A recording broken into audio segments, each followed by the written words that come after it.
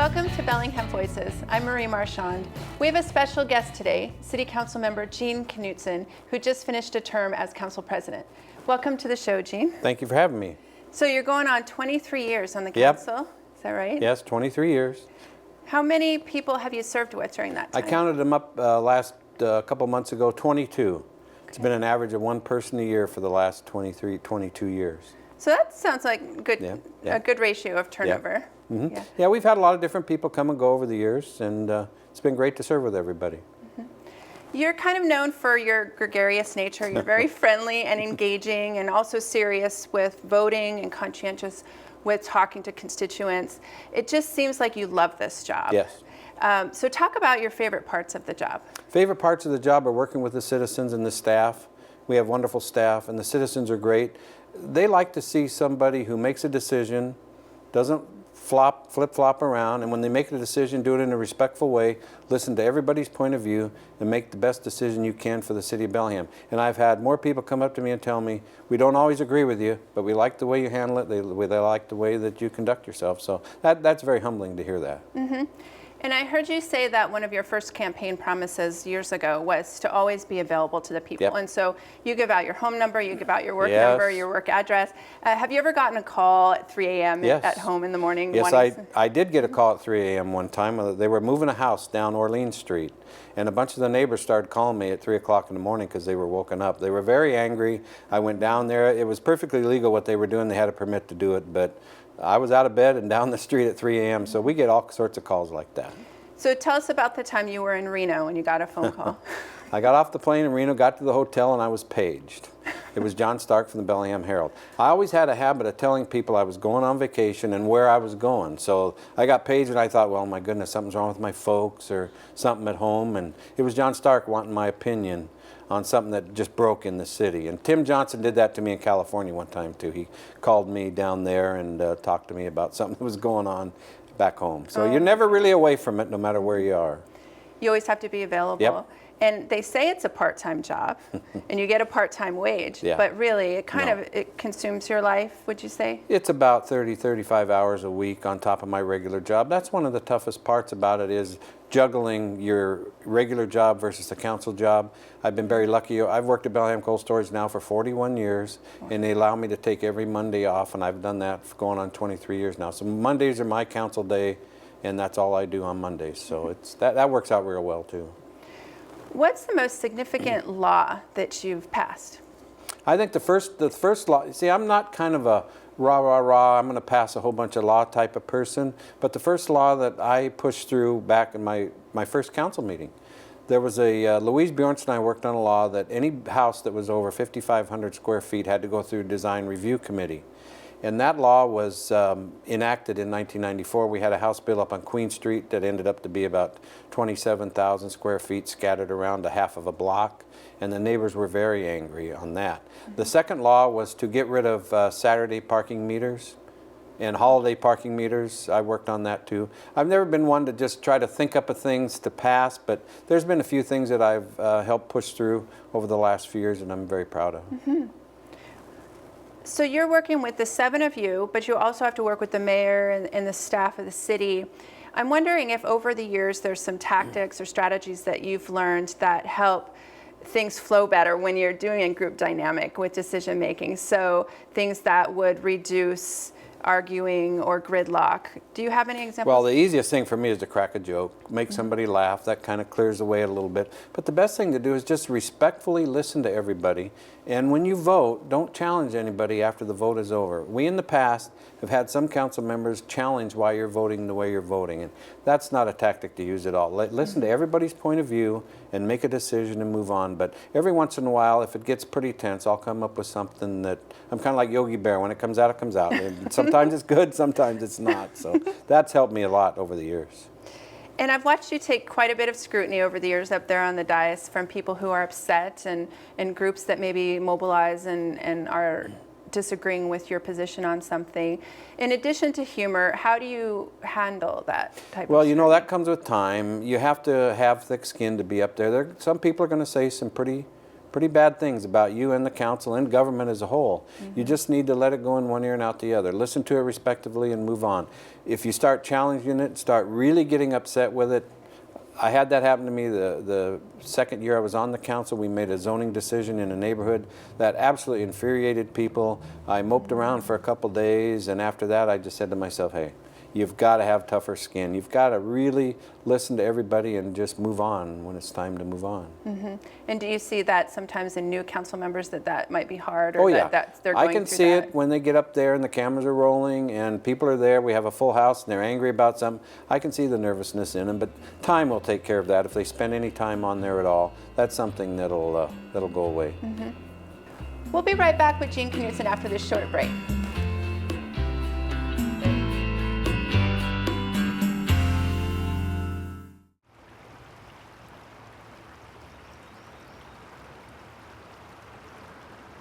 Hi, I'm Craig Mueller, Public Works Engineer with the City of Bellingham. Over the summer, this area near Old Fairhaven Parkway was the site of a significant construction project to build a new stream channel for Padon Creek. The project creates nearly a half-mile of new habitat for salmon, birds, and other wildlife, improves water quality, and restores a section of the creek that has been hidden for over a century. In the late 1800s, Padon Creek was diverted into an underground tunnel to drain wetlands in Happy Valley. The tunnel, with a length of nearly 1/2 mile, increased potential for flooding and acted as a barrier to salmon, trout, and steelhead moving upstream. This summer, the creek was rerouted out of the tunnel and into a new open channel. This major effort to restore habitat represents years of hard work and dedication by city staff and the community to bring this urban stream corridor back to life. The new channel begins near 22nd Street, where the creek has been rerouted out of the old tunnel and into the open channel. The old tunnel will remain in place for stormwater overflow, but with a modified inlet and outlet to prevent fish from entering. From the inlet, the creek passes under 22nd Street through a new fish-friendly culvert. The culvert is substantially larger than the old tunnel, reducing flood risks and allowing fish passage to over a mile of newly accessible upstream habitat. The creek continues alongside Old Fairhaven Parkway until it reaches the bridge constructed in 2013 by the Washington State Department of Transportation. Here, the creek channel goes under the parkway and continues on the south side of the road. At the Rotary Trailhead parking lot near the Interurban Trail, an 80-foot-long pedestrian bridge replaces the former trail connection. The new bridge spans Padon Creek and allows access to the Interurban Trail without disturbing the fish and other wildlife. Padon Creek flows under the bridge and continues parallel to the Interurban Trail until it connects with the existing channel near 17th Street in Fairhaven Park. The stream continues west and into Bellingham Bay. Large sections of the newly restored creek weave past existing houses. The City of Bellingham worked closely with nearby neighbors whose support and cooperation was key to securing a healthy and safe path for Padon Creek. As part of the restoration, large logs and woody debris were added to the channel. These structures provide natural erosion protection and increase fish habitat. Over time, vegetation along the creek will fill in with deep root systems that provide strong and stable creek banks. There are several places along the creek to look for salmon and trout, including the footbridge in Fairhaven Park, the bridge on Old Fairhaven Parkway, and the newly updated footbridge near the Rotary Trailhead parking lot. If you do see salmon in the creek, it's important to stay out of the stream and to avoid disturbing the fish. Also, please keep dogs on a leash and out of the creek so they don't disrupt the gravel beds where salmon lay their eggs. As part of the restoration, the Public Works sponsored Washington Conservation Corps crews will revegetate the new streamside habitat with native trees and shrubs. They will remove invasive species and provide the ongoing maintenance needed to help the plantings thrive. Ongoing maintenance of the plantings is key to ensure the site matures into a healthy habitat. Over time, the vegetation along the creek will mature, creating a thriving open ecosystem for fish and wildlife, and for all of us to enjoy. The cost of the construction phase was $2.8 million. The project was funded by the city's Storm and Surface Water Utility in combination with a Department of Ecology Centennial Clean Water Grant and a low-interest loan from the State Clean Water Revolving Fund. This is a project of the City of Bellingham's Public Works Natural Resources Division. For more information, visit www.cob.org and search for Padon Creek daylighting.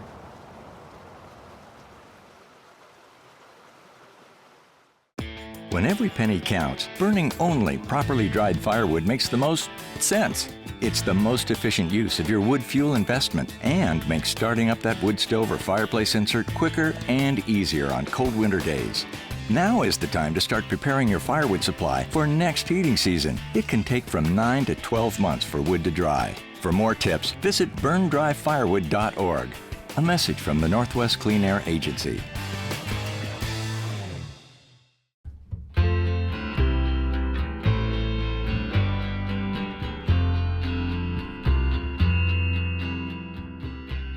Welcome back to Bellingham Voices. My guest today is Gene Knutson. Over the past 20 some odd years, what's changed in the way that you conduct yourself as a council person in terms of the type of work or the role? How has that changed? The role hasn't changed, but what has changed has been the inner workings and the way we correspond with constituents now. It's mostly by email. When I first got on council, our phones rang off the hook. We got letters in the mail. Our council boxes were full of mail. People knocked on my door and would just make a visit anytime, not late at night or anything, but they'd knock on my door and want to talk about policy and things that were going on. But the technology end of it, that's the biggest thing that I've seen change. Is mostly everything we do is sit in front of a computer and correspond with.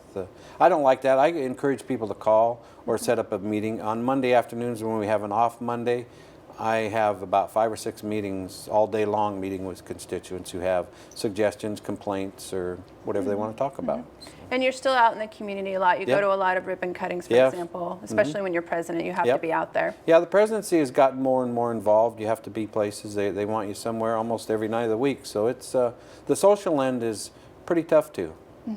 You've been successful, obviously, in your numerous bids for election. If there's people out there watching who are interested in becoming involved as an elected official, what are some suggestions you would have for them to be successful? Well, the biggest suggestion I have, and I wish people that run for office nationally and statewide would do the same thing, run for the office. I ran against a 2-term incumbent in '93.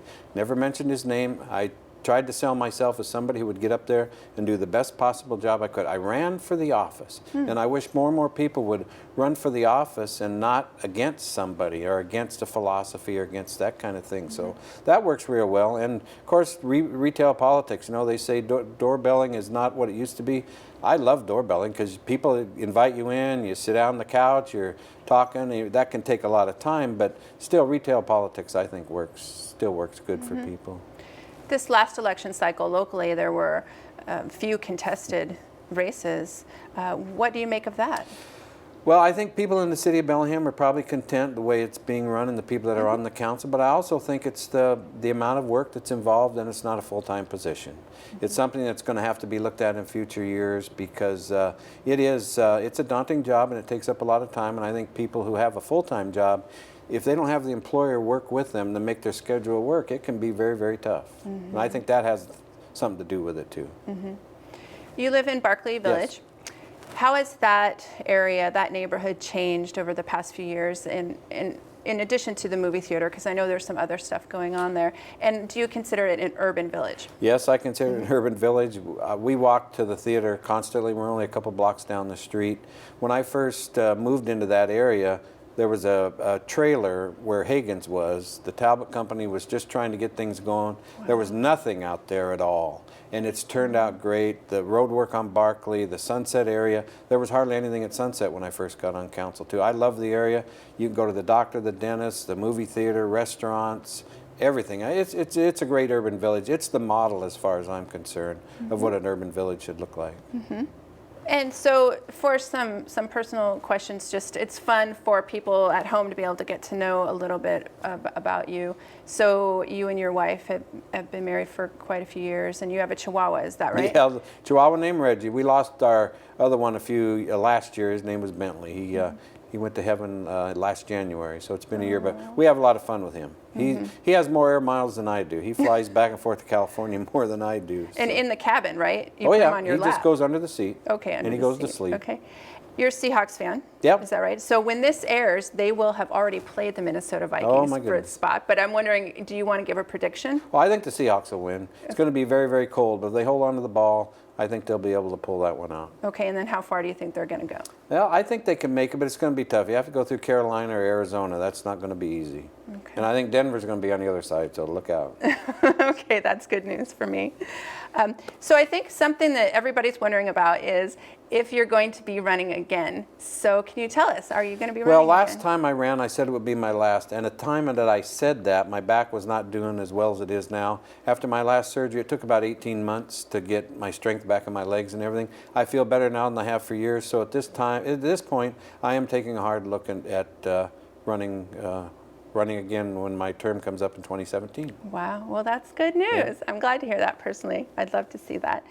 And lastly, I ask this question to everybody, but what's your favorite thing to do in Bellingham? My favorite thing to do in Bellingham, we take the dog down to Zwanich Park and spend a lot of time down there and walk all over town, walk around the park. We do that every weekend. We've been doing it we've had him now for 12 years. So we do that every Saturday or Sunday, no matter what the weather is. We go for a long, long walk. But I like to go to the farmer's market. It's hard for me to go to a grocery store, farmer's market. People over the years have gotten to know me, and I get cornered. Next thing I know, my wife's. So I can't go to the grocery store with her, and most of the time she goes to the market by herself. So Oh my goodness. I love to engage. I mean, I don't walk away and say I'm not on duty today. As far as I'm concerned, if you're a council member 365 days a year, and that's the way it is. But that's part of the job I like the most. Okay. Well, wonderful. Thanks so much for your time today. And thanks for joining us for Bellingham Voices, and we'll see you next time.